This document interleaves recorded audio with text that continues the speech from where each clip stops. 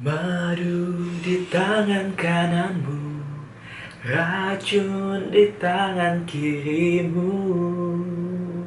Yo, hello fit people, welcome back with me Tom Lewis, and let's reveal the best version of yourself. I'm so happy to meet you.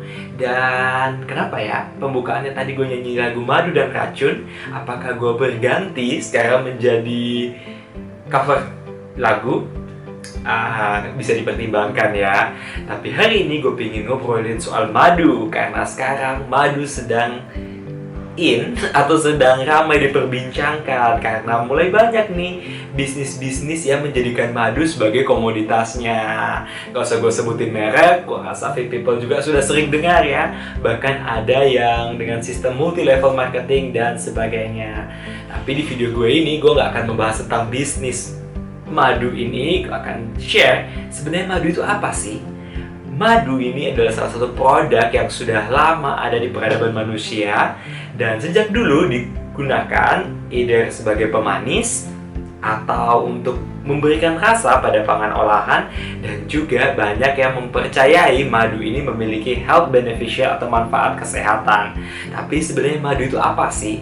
Madu merupakan cairan alami yang umumnya terbentuk melalui proses oleh hewan dalam keluarga lebah yang merupakan olahan dari nektar, baik dari bunga maupun bagian non-bunga ataupun sekresi dari serangga lainnya, atau biasa kita dengar dengan dew honey. Oke?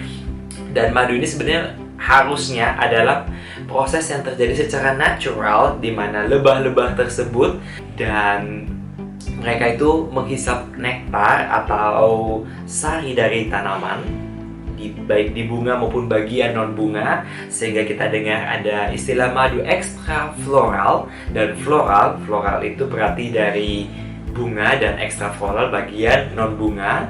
Dan tadi udah gue sebutkan tentang yang dari sekresi serangga lainnya. Nah, setelah mereka menghisapnya, mereka memprosesnya, dan adalah madu yang terdapat di dalam sarang lebah tersebut. Nah, madu ini memiliki kandungan air yang sangat minim, sehingga dia bisa tahan lama. Karena kita tahu nih, produk pangan kalau kandungan airnya tinggi itu rentan terhadap kontaminasi mikroorganisme, sehingga dia cepat mengalami proses pembusukan. Alright, berbicara soal madu ini kita pengen tahu dong, apa sih kandungan dalam madu? Tentunya madu memiliki banyak kandungan zat gizi, tapi yang paling dominan adalah carbohydrates dalam bentuk fructose dan glucose.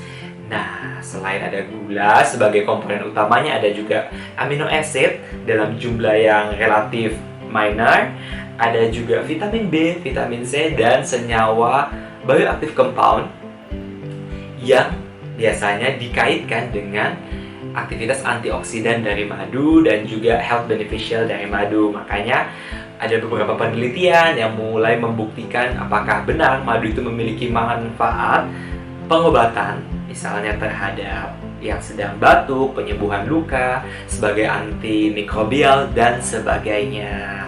Karena memang sudah lama dipercayai oleh manusia, dan tentunya di era seperti ini dibutuhkan pembuktian secara empiris. Ada beberapa penelitian yang sudah selesai dan bisa membuktikan kaitannya, dan ada juga yang masih sedang dalam proses. Biasanya madu, in summary, dikaitkan dengan kemampuan untuk meningkatkan sistem imun atau menjaga daya tahan tubuh, sehingga makin santer lah kita dengar tentang manfaat madu dalam bentuk produk-produk yang ditawarkan dan sebagainya. Ada juga yang bilang madu untuk kesehatan kulit, kecantikan, dan lain sebagainya. Oke, terlepas dari itu, kalau berbicara soal sumber carbohydrates, kayaknya nggak afdol kalau kita nggak ngomongin glycemic index-nya.